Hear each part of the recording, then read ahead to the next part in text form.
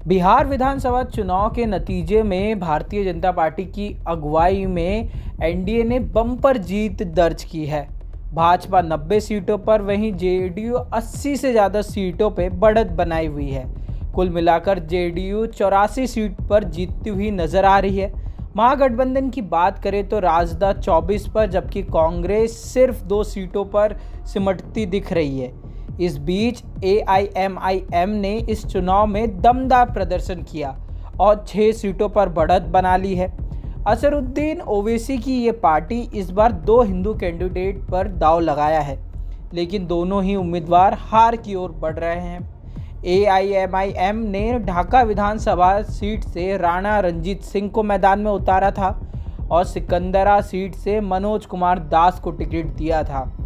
अब तक मिले चुनावी नतीजों के अनुसार ढाका और सिकंदरा दोनों ही सीटों पर एआईएमआई के दोनों उम्मीदवार की हार तय मानी जा रही है।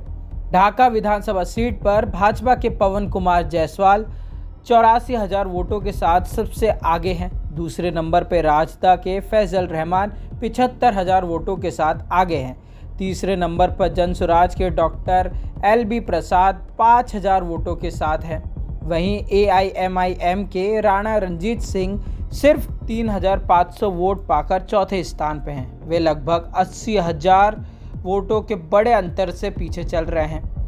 इसी तरह सिकंदरा विधानसभा के ताज़ा नतीजों के मुताबिक हिंदुस्तानी अवाम मोर्चा सेक्युलर के प्रफुल्ल कुमार मांझी 62,000 वोटों के साथ जीत की ओर बढ़ रहे हैं।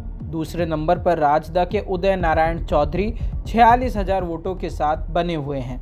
तीसरे नंबर पर जनसुराज पार्टी के सुभाष चंद्र बोस 8,900 वोटों के साथ है। वहीं एआईएमआई के मनोज कुमार दास 6,275 वोट पाकर चौथे स्थान पर बने हुए हैं। साल 2025 के बिहार विधानसभा चुनाव एआईएम ने कुल 29 सीटों पर उम्मीदवार उतारे थे। अब तक के रुझान में पार्टी को 5 सीटों पर आगे है। एआईएमआई में का सीमांचल क्षेत्र पर खास प्रभाव माना जाता है, क्योंकि इसकी करीब 24 सीट इसी क्षेत्र में आती है। सीमांचल में मुस्लिम आबादी का दबदबा है और साल 2020 के चुनाव में भी एआईएमआईएम ने यही से 5 सीट में जीत दर्ज की थी। News report India.com।